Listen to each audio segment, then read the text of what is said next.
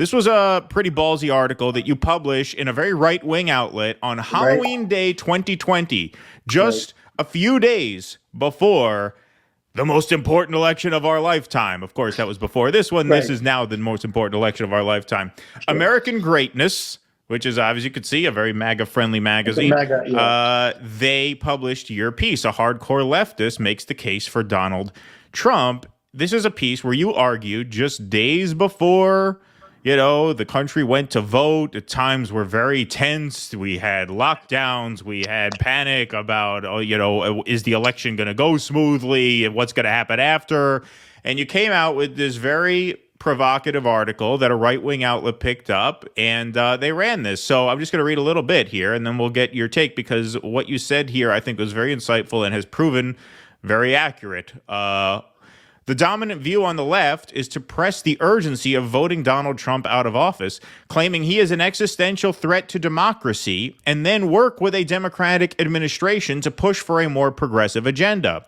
Trump is to be seen as an unprecedented disaster, and we are asked to think of Joe Biden as a temporary measure, the lesser of two evils.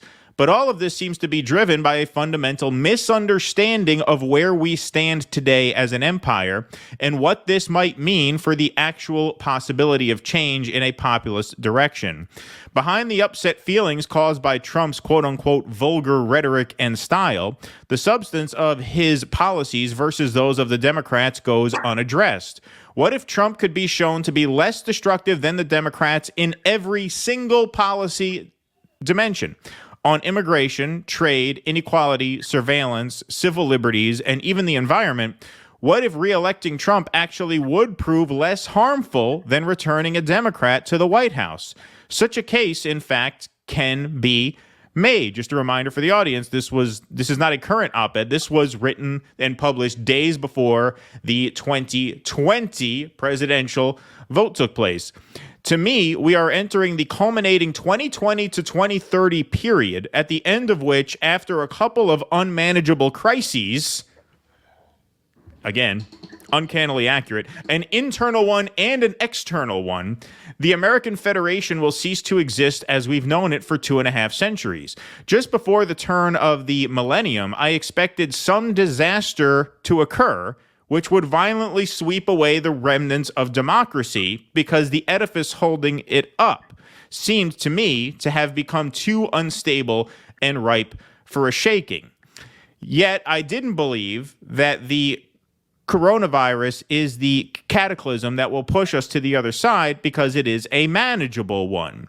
The real pair of crises which I expect to occur during the course of the decade will not be manageable by the elites. Everything Biden proposes to do, or actually not do, to address any of the urgent dilemmas facing America and capitalism in general, confirms to me that these crises will be hastened by a return of Democrats to the White House. The entire liberal campaign has been running on doing nothing, addressing not a single void of legitimacy with any substantive solution, but to return to decency and honor, which only means providing rhetorical cover for both empire and inequality. Brilliantly said at the time, proved to be completely accurate. Not only did you call that Biden would be worse in ways that most people wouldn't have even thought of. Immigration, the environment. Who'd have thought Biden would be worse on the environment than Trump? But he is. He approved the single greatest drilling project in the history of federal lands. The Nord Stream pipeline, which he blew up, the greatest act of eco-terrorism in world history. In fact, that was the greatest fossil fuel release, man-made fossil fuel release in the history of the human race. And obviously, one of the other things that you saw coming was that these forever wars would return. So what informed that article at the time? How did you anticipate the resurgence of neocon international politics, first and foremost? And then you could take a couple of the other issues if you want, but I'm most interested in that because that's the one that has really most come to a head. Yeah, I think what's happening right now, again, as the panic sets in among the liberal media, right? They're doing the same thing. The Paul Krugman white rural rage, that was one example. They're once again relying on authoritarian populism, which, by the way, is a term that really needs to be unpacked, that's been standard since the 1950s after the Cold War, I mean, after the World War ended. And liberals had to try to justify how was it that fascism came to power in Europe. And in this country, in the 1950s, there were these right-wing movements like the John Birchers and so on. Well, and even more extreme ones. How do you explain that? And their comfortable explanation is to rely on something they call the authoritarian personality. And you're already hearing that again in the 2024 campaign, and you'll hear a lot more of that. It is a nonsensical pseudo psychology term. It doesn't mean anything. Like they have to explain why is it that these people who support Trump, they have authoritarian personalities. They are anti-democracy. They are conspiratorial. They don't believe in these norms of civilized society. All this is just gaslighting. It's blaming the supporters, right? They're saying you are out of bounds. You're beyond the pale. We can't treat you seriously. And I think one thing we have always done, I mean, you, Keaton Russell, and I, we don't like Trump, and it's very sad that in the year 2024, once again, it looks like it is. I mean, I feel ashamed and filthy when I do this, right? To be saying that this looks like the lesser of two evils, right? But the neoliberals have left us no choice, right? So I don't think it was ever about the authoritarian personality. They don't give a fuck about democracy and people being democratic. What does that even mean in the context of this country? That do they want people to exercise their democratic rights? If you're going to talk about the authoritarian personality, well, who's more authoritarian according to any definition? If you look at censorship, right? If you look at being anti-free speech, etc., just walking lock, stock, in barrel and trusting the leader, that's more the liberals. So I think it was always Absolutely. about, with Trump, the main problem was that he was out of step with the deep state. They couldn't have their wars with him. They didn't want to have their wars with him. He was not their guy. And so in 2024, now that they started this speculation again about Trump is going to be a dictator, he's going to do this, he's going to lock up his political opponents, he's going to seize fascist powers. No, we can't speculate like that because we have 8 years, well, especially when he was in power, right? We have data. We have a history that he's not interested in doing. Did he lock up his opponents? Did he start cases against, Biden and Hillary and so on? It's these guys that are doing it, right? They're the authoritarians, They're trying and to they're take him off the ballot and throw him in jail before the throw him election. in jail, which we already always knew.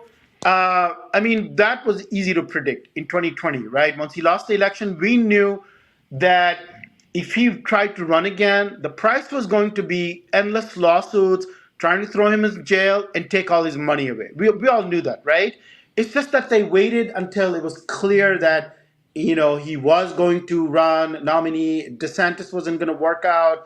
And by early 2022, and then it became clear to me when they did the Alvin Bragg thing. At that point, I think I might have sent you a note or saying something saying this is it. They just gave him the nomination. The Democrats Right. did. So this is Right. their play. They want him. This is interesting. They're doing that. They're repeating the 2016 playbook. They want him to be the nominee. They want to compromise him. I think their last big hope was that he would be convicted and enough, which is less likely now with the Supreme Court hearing his immunity thing. Now it's unlikely that they would hear, that he would be convicted or there would be a trial in that January 6th case before the election. So the hope is we want to fight this guy, demonize him and his supporters on cultural values, and then we win this way because they have no plan. They have nothing good for the country that they can offer in its stead, right? So the problem always was that Trump was out of step with the deep state, and we can't at this point indulge in this speculation about, oh, he's going to be a dictator or whatever, right? All we can do is go by what he did or didn't do. And as I pointed out in that essay in 2020, and I said explicitly, he didn't start any wars. And by the way, I noticed, so these are people at the American greatness who are very close to Trump, or they used to be in 2022 anyway. I think they probably still are, right? This is a major, MAGA outlet. So I noticed that Trump didn't used to do this so much, but now he says every time. I mean, he says as if he's repeating words from that article or whatever, or that thought process. He says there were no new wars. He says that in every rally. He does it every time now. He emphasizes that he didn't start wars. He says that, the Ukraine thing. So here, I think, and this is the next op-ed that you were probably going to, I don't know if you were going to mention that one. Yeah, I'm going to But cue it up in a minute. right. So very explicitly, I asked this question, and I think when you evaluate where we are now, even if you don't want to be part of the electoral process, just to understand what's going on now, this is the big question I think to ask. Would there have been a war in Ukraine had Trump been reelected? I mean, I think we can pretty much agree that I don't think he would have fought Russia. He's not into expanding NATO. He doesn't even want NATO. He doesn't give a fuck about them. He wants to unwind these, No, Mike Pence wouldn't have been alliance. in Berlin egging on Right. NATO to join. Was it No, it was Munich, not Berlin. Sorry. Right Yeah. country, wrong city. He wouldn't have been in Germany Right. egging on Ukraine to join NATO. And Right. if it did come to that, it would have ended a lot sooner because there wouldn't have been nearly as much support in terms of raw materials, money, weapons Right. coming from us. So yeah, no, I think that's true. But Right. at the same time, let's not forget he's to RFK's right on Israel.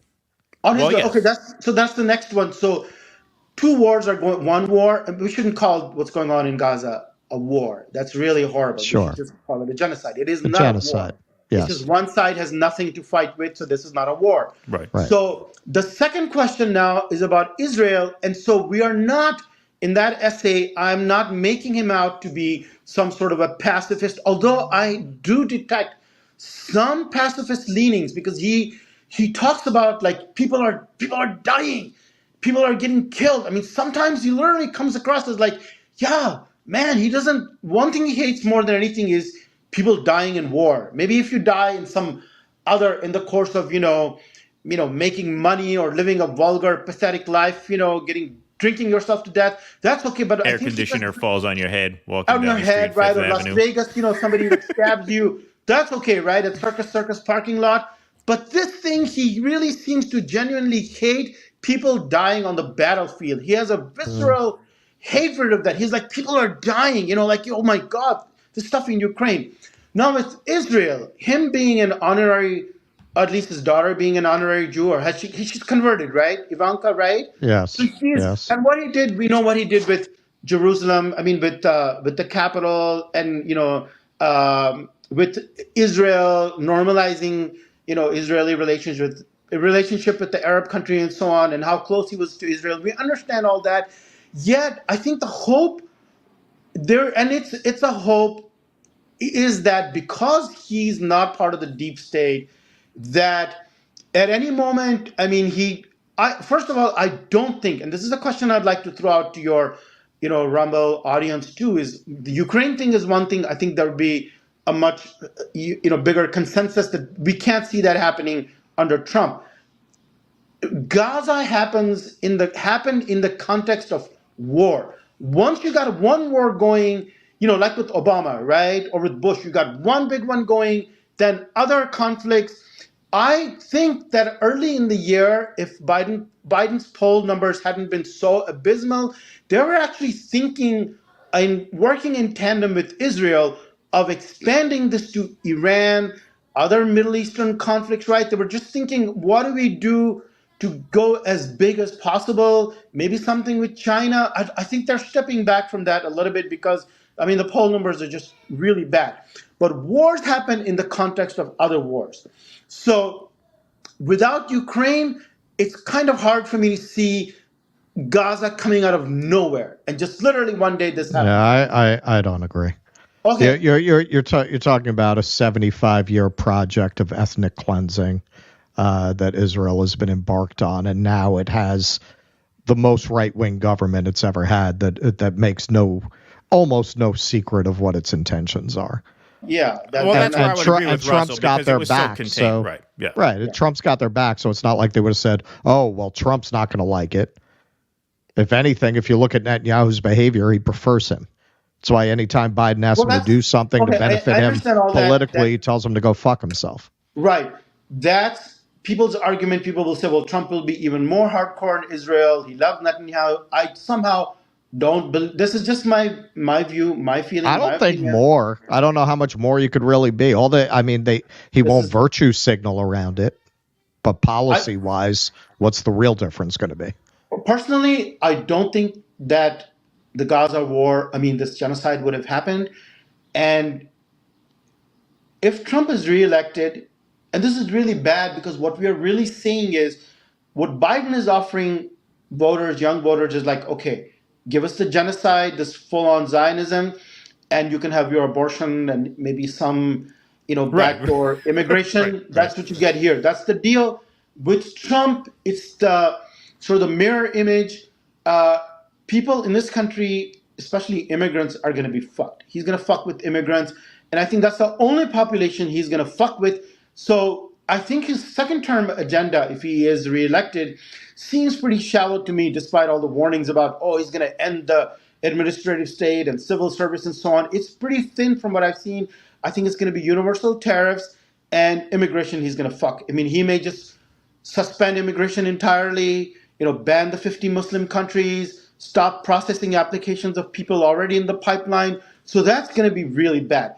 Other than that, I really don't see any domestic, population subset being affected. So the trade-off here is, okay, we get fucked here, especially with immigrants. The hope is that I personally don't see. Do you see the war? This genocide in Gaza extending beyond November 20. No, 24? I think it'll be over before then. There's only one more. There's only one more city left to flatten. This is what's horrible. There's only so much of it there that can be decimated. But let me go to this article for 2024, and then we'll let you go, my friend. But this is a good segue into this because you now have an article. This is out in a Pakistani journal, but it's going to be published on your Substack after they publish it, called "Why Do They Hate Trump?"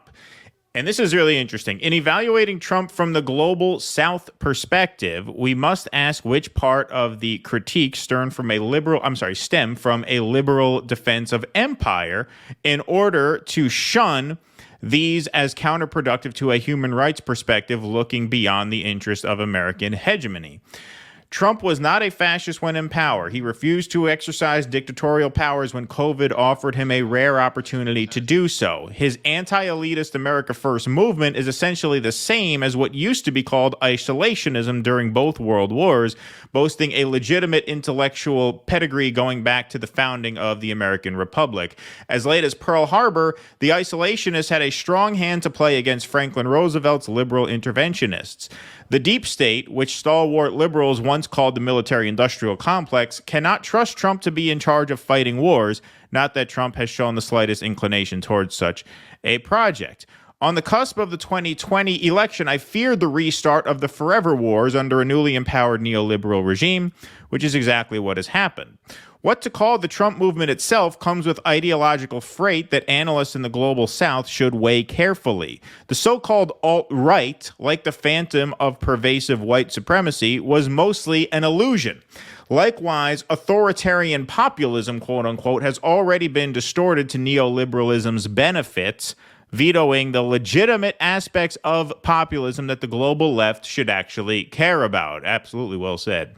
For 4 years, the neoliberals in power have implemented lawfare, unprecedented censorship, and wholesale demeaning of political opponents, all the while undermining democracy in order to protect democracy. Upon Trump's re-election, like I said, this is coming out right now, this article, the global South should hope for an abrupt cessation of the forever wars, as was true last time around when ISIS suddenly disappeared from news prominence along with international terrorism.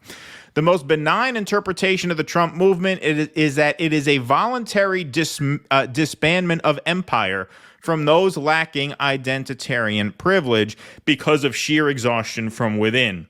The fact that the world community has not been able to direct this generally praiseworthy impulse into something beneficial for humanity, and instead is doubling down on failed neoliberal war economics, is a damning verdict on the so-called resistance.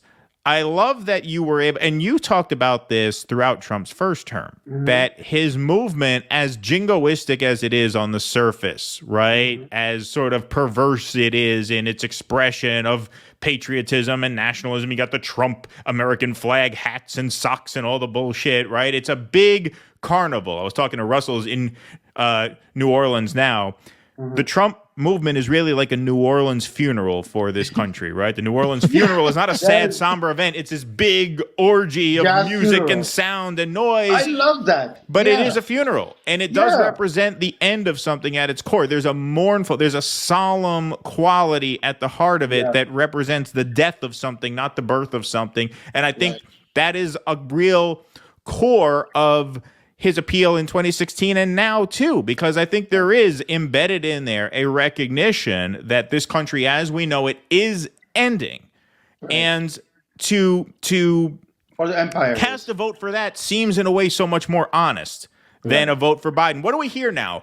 I mean, there's a Morning Joe piece that we might feature either tomorrow or Sunday, where Morning Joe, Biden, the biggest lie that Donald Trump tells about America is that it sucks.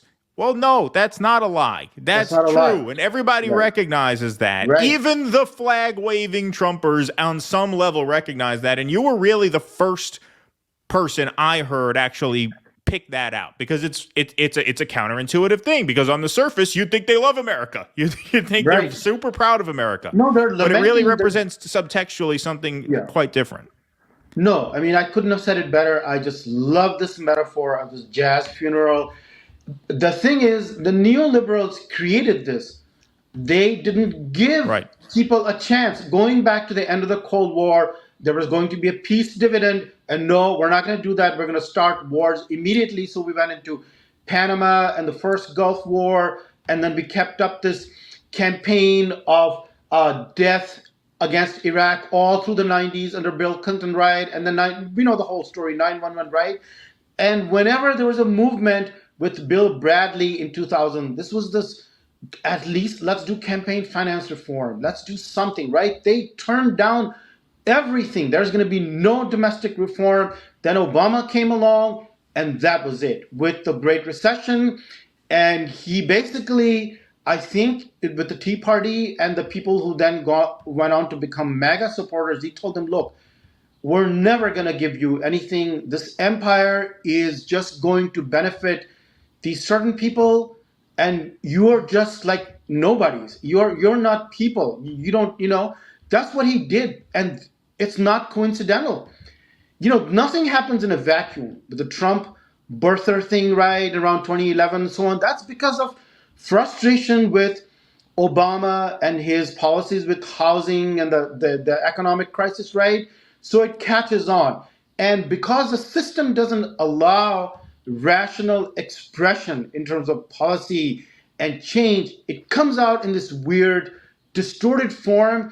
And there's nothing new in this, this new op-ed. It's basically what I've been saying since 2015, 2016, except now it's really clear. You have the weight of the last 10 years behind you. You have history, you have data, you have evidence, so you can sort of take guesses. In my opinion, I still think that the Gaza thing would never have happened. If Trump's come back, the wars will end. We still don't know what new things could happen, because maybe the deep state might say, you know what, even if it's Trump, let's start something to get him to take some military action. But that didn't seem to work so well, because I think he sort of pulled back the planes headed to Iran at some point, right? So I think they tried hard, okay, let's see, is he going to play our game and do these wars? And he's not their guy. So I really like this funeral idea. I think this is exhaustion. It is unwinding, right? And if you're not going to let it happen in a rational way, this is how it's going to happen, right? Yes. And so these people are recognizing at some level, why else? Like one side is saying, make America great again, meaning that it's not great. The other side tells you America's already great. That means, right? That's just complete gaslighting. They're saying like it's your problem. It's already great. Why don't you see that, right? Inflation? No, no, no, no, no. Why don't you see that this is for your own good, even if prices go up, a lot more. So, and I think one thing I've always differentiated is when you look at Trump is, are you looking at him from the point of view of the rest of the world? It's not just America, right? Or from Right. the point of view of people in this country. So as I said, yes, the trade-off, which is very sad and tragic, is, and it's horrible that we have to do this in 2024, but that's because, Biden didn't want to address immigration even in any sort of rational way because of the fucking parliamentarian. Remember that in 2021, right? Because he didn't want to do a bill, he didn't want to do legislation. That's right. There was some negotiation at that point Right, that all the got negotiations, sidelined. and there were like three different sets, and the final one, it That's was a right. parliamentarian, right? So right off, basically, he took it off the table, and basically, what he's doing is he's letting some people. I personally think far fewer than we need. I think we are after 20 plus years of slow immigration, and I think this is one of the. I may do it on Substack at some point. Sort of the myths or underestimated explanations for inflation. I think it's tariffs and immigration. Low immigration, I think, is a large part of the story. So I think we're like 20 to 30 million people, immigrants, behind where we should be in terms of population, mostly because of immigration that's too low. And if you had more immigration, you would have lower inflation. So all he's done is allowed some people through the back door more exploitable labor and process people's applications that were already in the system. But there has been no rational approach to immigration because that's not what liberalism does, right? So from the point of view of the global south, and if you believe, as I do, that there would be no war in Gaza, if you ask the question, do I think that this genocide in Gaza would be going on if Trump were president, regardless of all the other bullshit he might be doing and the clown show? If the answer is no, that's pretty But it isn't. It's not no. Yeah, It's I think not. Russell's right about that. I agree with you about Ukraine, but I think Right. Russell I is agree. right about I Israel. agree on that as Do well. you think that Gaza would have happened independently? Yes, because I The think Israelis sorry, go ahead. don't give a fuck what any American president has to say. And in Trump, they have an American president who's supportive. So what would give them pause? I The Israelis have their own project. It's been going on for a long time. Well, as I said in that op-ed, I don't see Israel having that kind of independence. Well, they clearly do, because on a daily basis, Joe Biden is like on his knees begging them to save his reelection. Yes. Really? I mean, Joe Biden Yes. could end this in 5 minutes. And they don't give a fuck. They No, don't give a fuck. They are proving every single day that they will do whatever the fuck they want. Joe Okay, so Biden you is don't think- begging them to Right. stop because of his No, I don't think reelection. Biden's begging them at all. Yes, he is. No. Because of it, not because he gives a shit. Right. His reelection is going out the window. Michigan's gone. And Well, Israel just keeps saying, go get your fucking shine box, Joe. Fuck This you. takes us- We this like takes us Trump back better to anyway. RFK.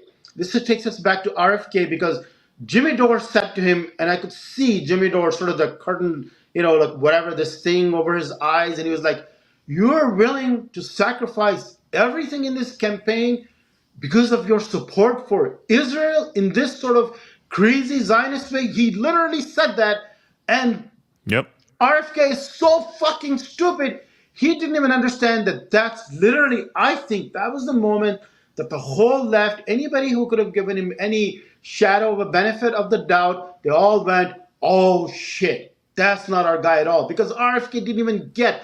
And Jimmy Dore, you could see he was like, oh my God, this guy's campaign, at least as far as we are concerned, just ended. So my point is, Biden is the same way. And the Democrats are so bad, this neoliberal party, that they would rather lose the election than not go full-on Zionist, genocidally Zionist, like RFK in 1973. I think that's where they are. I No, honestly don't they believe want that- they want to play the game. They want to look compassionate. They don't want to lose. They don't want to actually lose the election. They That's want where to I play it disagree with both you. ways. And they have been begging Netanyahu to give them some kind of cover. Do you have any evidence even if of you that? want to see it that way. Give No, them I'm some trying to- kind of plausible deniability. And he won't even do that. He won't even do that. Look, Anis, we have actual audio here of what Netanyahu told them. Go home and get your fucking shine box. All right, so there it is right there. And by begging him to stop, we're not talking about Biden calling for a ceasefire. He's obviously not calling for a ceasefire, but he's begging them to adjust strategy so that he doesn't look quite as bad as he is. He's telling them not to invade on the ground in Rafah. Yeah, he doesn't care. Right? But not because he cares wants about to, but his because he knows it's hurting position. him. Yeah. Right.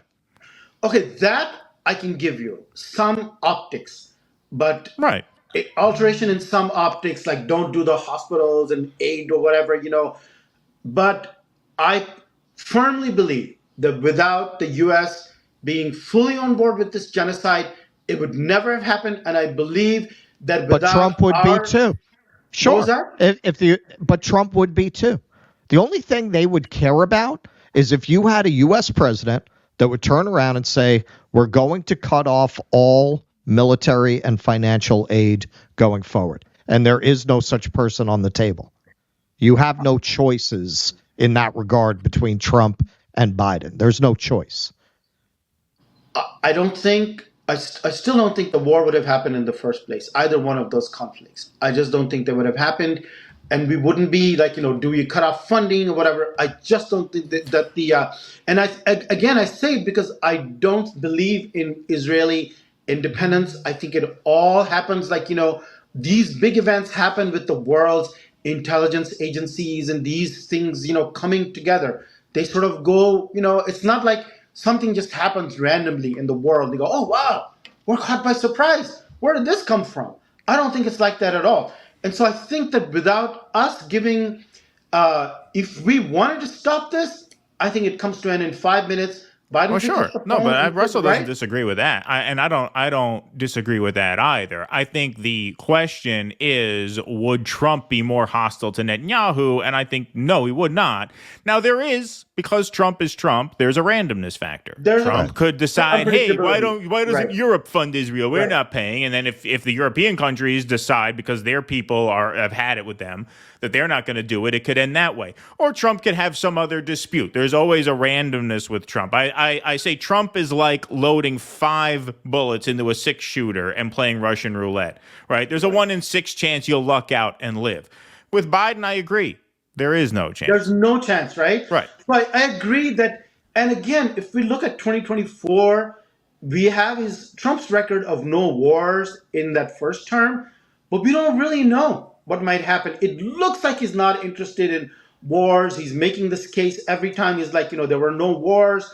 The Russia war would come to an end in 5 minutes. I'll end it on the first day. He has. I agree. I agree. He hasn't said anything about Gaza, but I just don't. I mean, as I said, I think these things happen in a context, right? Talk about 9/11. If Gore had been president, maybe it still might have happened with intelligence agency complicity or whatever. But would the aftermath, would it have been the same? I just don't think that Gore would have gone. And you can say, well, no. I mean, this guy is crazy too. You can point to Gore's history. I just don't think that everything that happened, or the big things that happened under Bush would have happened under Gore. So we're making that kind of argument. It is sad that we're just sort of like clutching at straws, right? We're saying like maybe with Trump, but at least there's some hope that, and that would be big. If there were no genocide, if there was no forever war, and he just said we're going to just do tariffs and we're going to stop immigrants, right? And there's not this bullshit going on. If you're a person in the global south and the rest of the world, to me, as it did in 2020, that sounds like a better deal to me back then, and it still sounds like a better deal to me now. Well, I think on that main point, you're right, even though I don't agree in the Israel example, because I think there was just too much going on within Israel that October 7th would have happened. No matter who was president, we would have had the same response. But I think what you're saying is a big part of why Trump's numbers with non-white voters keep getting better. I mean, they were better in 2016 than a lot of people thought. They were better in 2020 than a lot of people thought. And the last poll now, he's winning with Latinos outright. So I Do you think guys think that some of that is anti-war? Black some and of it, Hispanic? I think Yeah. some of that is, but I think it's also a working class dynamic. I think as the Right. Democrats become more and more the party of the professional managerial class, they get whiter because the PMC skews Right. whiter. Right. But Anis, we got to let you go because we got some more Sure. segments to do. But I want to plug your Substack. Go check out Anis's writing. He's back writing again because I convinced him to. I take great pride in that. EmpireChronicles.substack.com. He's got 2 great pieces out already. You're going to have a lot more coming up.